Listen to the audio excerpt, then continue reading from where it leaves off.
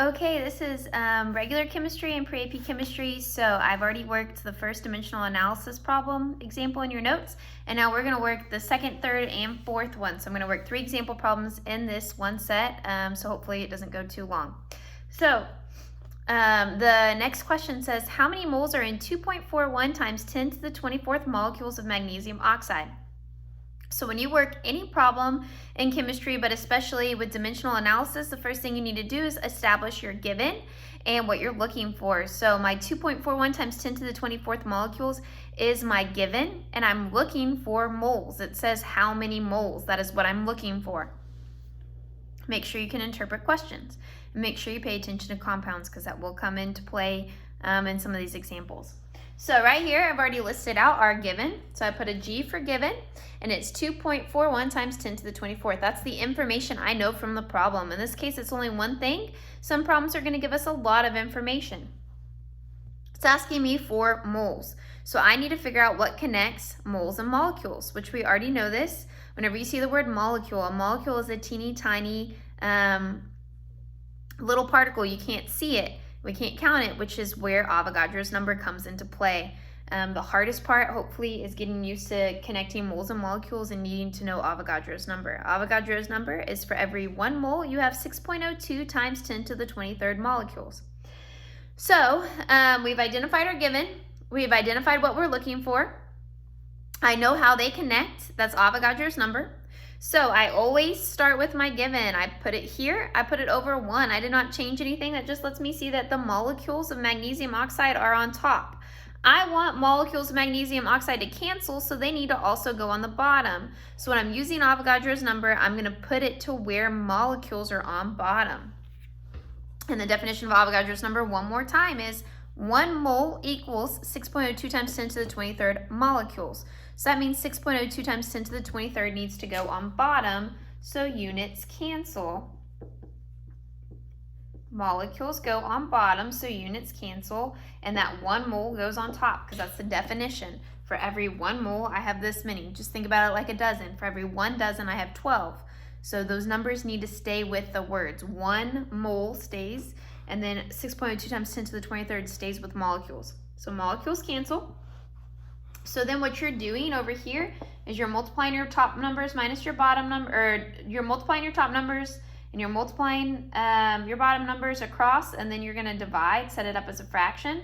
So I essentially have 2.41 times 1, which is 2.41 times 10 to the 23rd, and then 1 times 6.02 times 10 to the 23rd, so 2.41 divided by 6.02. I'm going to put this in my calculator.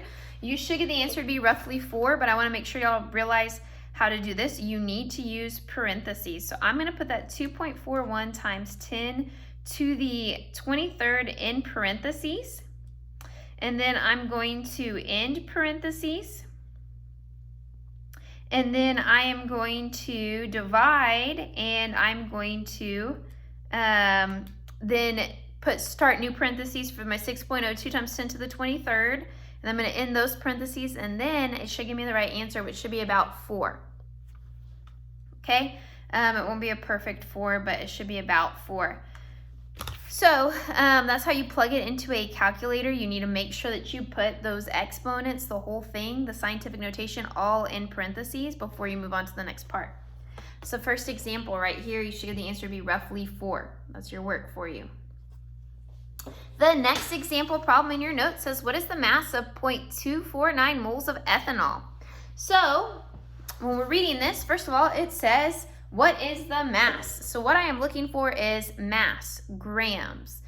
Grams is the unit for mass. So what I'm looking for is grams. What it's giving me is the only number in there, which is 0.249 moles of ethanol. Now then, we need to figure out what connects. And if I'm talking about moles and mass, molar mass is what connects. The words fit, but also the definition of molar mass is for every 1 mole, that's the mass of what you have, of that thing. So if I have 1 mole of carbon, then the molar mass is the mass of 1 mole of carbon. And so in this case, we're talking about ethanol. So I need to first find the molar mass of ethanol. So a quick molar mass review. List your elements, list how many you have, multiply by the masses found on the periodic table, add them all together. you should be getting it to be roughly 46.07, but you should make sure you know how to do that on your own, because I'm going to give you problems where I only say the given and I ask for grams, and you have to first calculate molar mass. That's a step that you have to do on your own. So make sure you know how to do it. So now that we know the molar mass, we're going to start with our given, 0.0249 moles. I put it over 1. Now then, I need to use the molar mass. The definition is for every 1 mole, that's how many grams I have.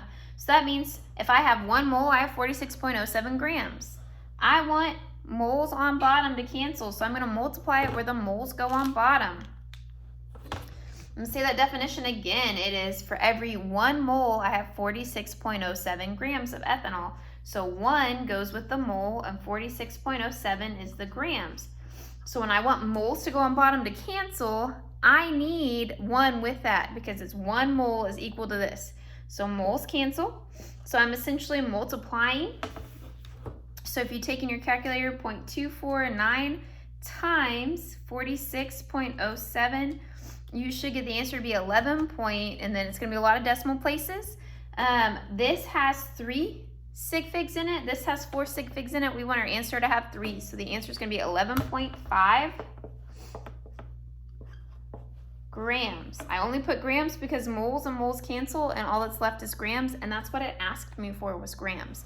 So that's how you solve that second example problem, and I'm already at 6.5 minutes. So I'll do the final example in a different video.